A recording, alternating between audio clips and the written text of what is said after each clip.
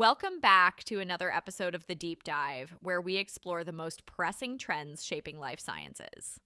Today, we're tackling something that has quietly but powerfully reshaped how drugs and devices are developed and approved: real-world evidence. For decades, the gold standard for evidence has been the randomized controlled trial, or RCT. And don't get us wrong, RCTs remain essential. They minimize bias, they provide structured data, and they've underpinned countless approvals. But the industry is realizing that RCTs alone can't keep up with the speed and complexity of modern healthcare. Exactly. Trials are costly, they take years to complete, and often their patient populations don't fully reflect the real world. That's where real world evidence, or RWE, comes in. By tapping into electronic health records, insurance claims, patient registries, and even wearable devices, regulators and sponsors can gain insights that complement traditional trials. And the FDA has been leaning into this shift. Back in 2016, the 21st Century Cures Act explicitly directed the agency to explore how RWE could support new indications, post-market requirements, and even initial approvals. Since then, we've seen a growing number of submissions that include real-world evidence alongside clinical trial data. Globally, it's not just the FDA. The EMA, Health Canada, and regulators in Asia are also experimenting with frameworks for how RWE fits into regulatory decision making. Some are even launching pilot programs to test new models for RWE acceptance. This is no longer experimental, it's becoming mainstream. And it's worth pausing here to explain what RWE actually looks like in practice. Imagine you're developing a rare disease therapy. Running a large RCT might be impossible, simply because the patient population is too small. With RWE, you could leverage natural history studies from registries or patient records to demonstrate disease progression, and then show how your therapy alters that course. Or think about safety monitoring. Post-market RWE is helping identify adverse events faster than traditional pharmacovigilance systems ever could. When millions of patients' real-world data is analyzed in near real time, then signals that might have taken years to surface are caught earlier. And That's a huge deal for public health, but of course it's not without challenges. One of the biggest concerns is data quality. Unlike the tightly controlled environment of a trial, real-world data can be messy, inconsistent, and incomplete. Regulators have been very clear. They'll accept RWE, but only if sponsors can prove the data is fit for purpose. that means showing transparency. What were the data sources? How were they cleaned? What statistical methods were used to control for bias? These aren't minor details. They're essential for credibility. Another interesting piece is the rise of hybrid trial models. Instead of choosing between an RCT or RWE, sponsors are combining the two. For example, you might run a randomized trial, but use electronic health record systems to capture additional endpoints, cutting down on site visits and patient burden. And decentralized clinical trials tie into this as well. If you're collecting data through wearables, telehealth, or EPROs, you're essentially generating real-world evidence as part of your trial. Regulators are beginning to see the lines blur between traditional evidence and real-world evidence.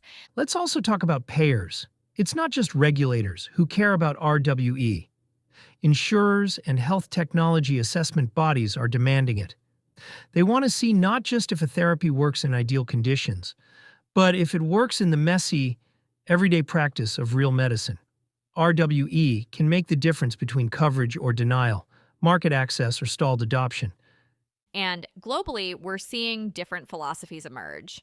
The FDA tends to emphasize flexibility and scientific rigor, leaving room for sponsors to justify their RWE approaches.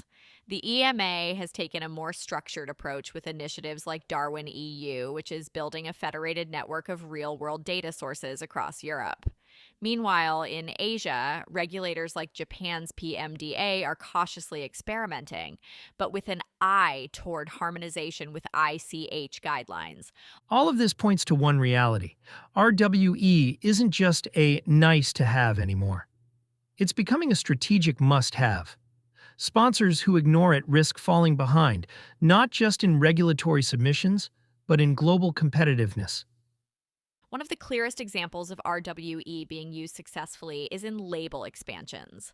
Over the past few years, the FDA has accepted RWE to support new indications for drugs that were already on the market. Instead of running another massive randomized trial, sponsors were able to demonstrate effectiveness in broader patient populations by analyzing health records and claims data.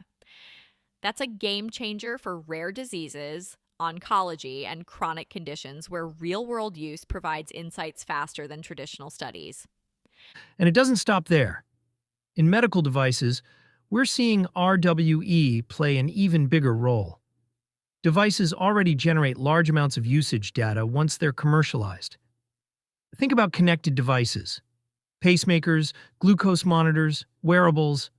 All of that patient data can be aggregated and studied to answer regulatory questions that previously would have required dedicated clinical trials. Exactly.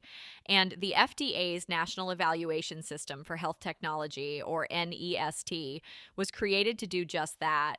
Create a framework where device manufacturers can leverage real world data for regulatory submissions.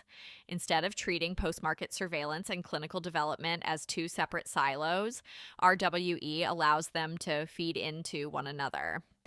Let's also talk about global momentum. The EMA's DARWIN EU project is building a Europe-wide data network where regulators, HTAs, and sponsors can access real-world data for safety and effectiveness assessments. China's NMPA has launched pilot programs for real-world evidence, particularly in oncology. Even low and middle-income countries are starting to experiment with registries that can provide valuable RWE, especially where traditional trials are less feasible. Of course, with all this opportunity comes responsibility. Data privacy is one of the thorniest issues here. Collecting patient information from electronic health records or wearables raises legitimate concerns about HIPAA compliance, GDPR obligations in Europe, and new data protection laws emerging globally. Sponsors need robust governance frameworks to ensure they're not just collecting data, but protecting it. And let's be clear, regulators are watching this closely. Submitting real-world evidence without a strong data governance story is a non-starter. They want to see how you obtained consent, how you de-identified or anonymized the data, and how you're preventing re-identification. Without that, your submission risks being dismissed outright. Another point worth discussing is methodology. Just because you have a massive data set doesn't mean it automatically generates credible evidence. In fact, sometimes large, uncontrolled data sets can create more noise than clarity. That's why regulators stress the importance of methodology, using appropriate statistical models, ensuring confounders are accounted for, and validating results across multiple data sources.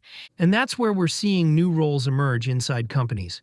10 years ago, very few pharma or medtech companies had dedicated RWE teams. Today, it's becoming standard. These teams include epidemiologists, biostatisticians, data scientists, and regulatory experts working side by side to turn raw information into actionable, defensible evidence. Here's a good example. In oncology, RWE is increasingly being used to support accelerated approvals. By combining trial data with registry outcomes and even genomic databases, sponsors can show regulators not only that their therapy is effective, but also how it compares to current standards of care and practice. That accelerates access for patients without sacrificing rigor. And let's not overlook the commercial side again. Market access is one of the strongest drivers of RWE adoption. Payers want to know, will this therapy perform outside of the controlled bubble of a clinical trial? Does it reduce hospitalizations? Does it improve adherence? Does it lower total cost of care? RWE can answer those questions in ways RCTS simply can't. This is why companies that are proactive about RWE integration are building competitive advantages. They're not just reacting to regulatory requirements, they're using evidence as a strategic asset. When your R&D, regulatory, and market access teams are all working from the same real-world evidence, you're not just submitting data, you're shaping narratives that resonate with regulators, payers, and providers alike. And here's the kicker. Regulators have said time and again that they are open to working with industry to advance the science of RWE. That means early engagement is critical. Don't wait until submission.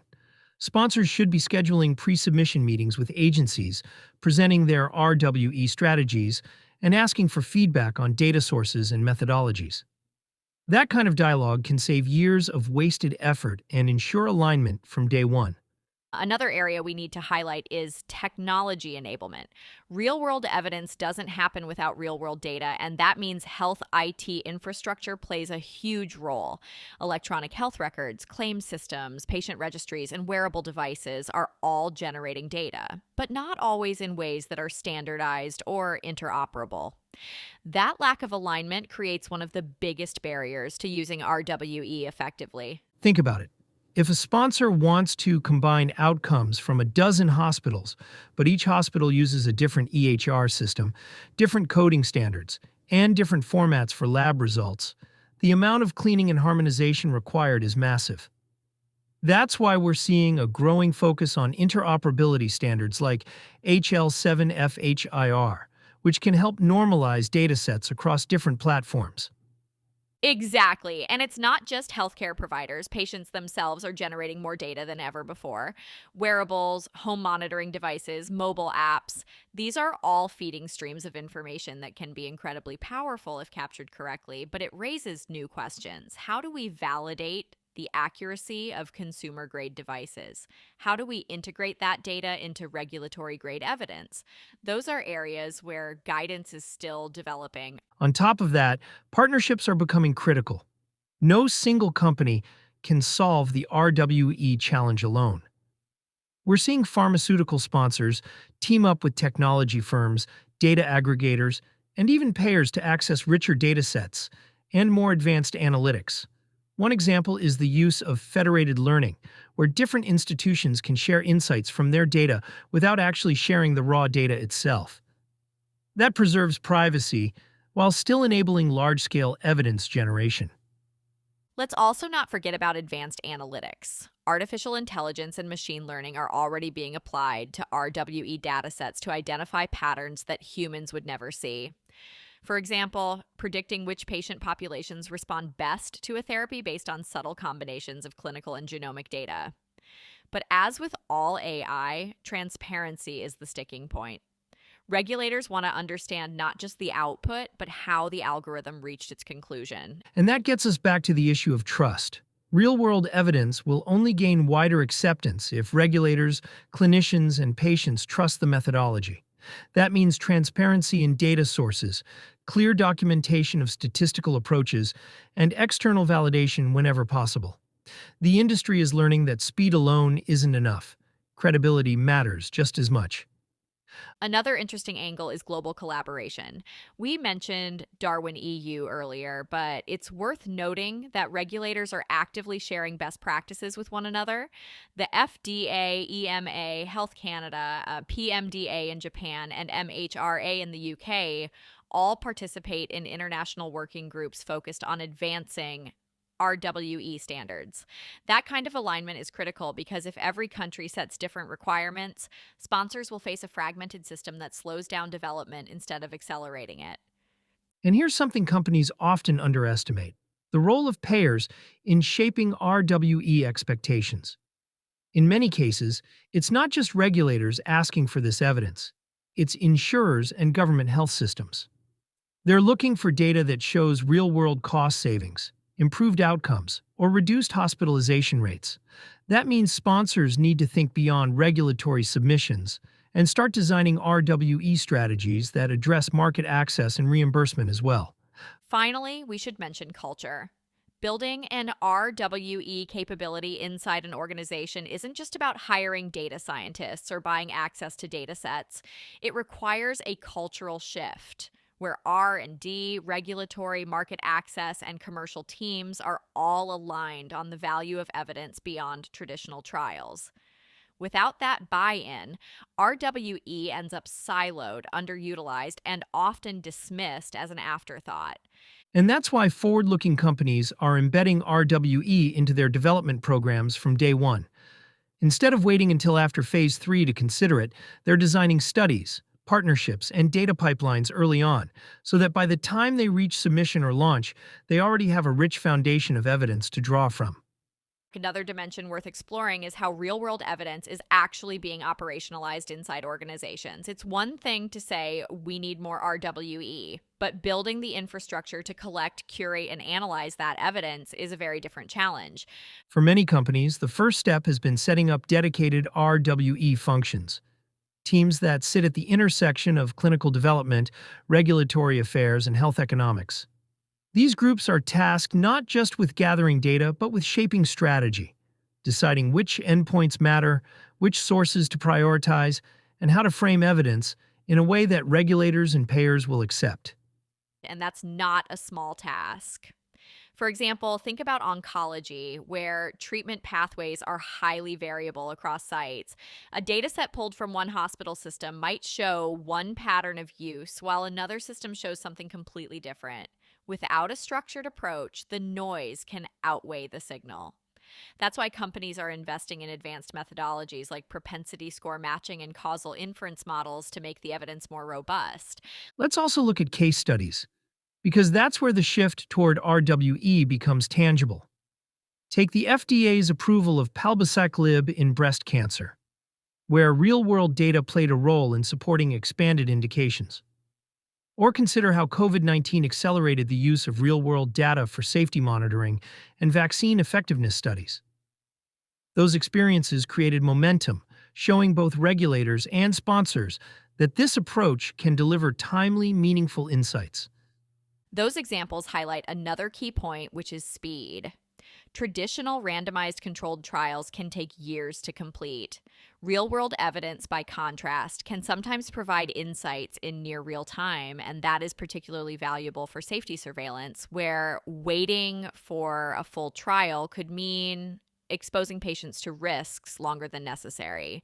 By leveraging electronic health records or claims databases, regulators can detect signals earlier and act faster. Of course, that speed comes with trade-offs. Data completeness, confounding variables, and biases are always lurking in the background.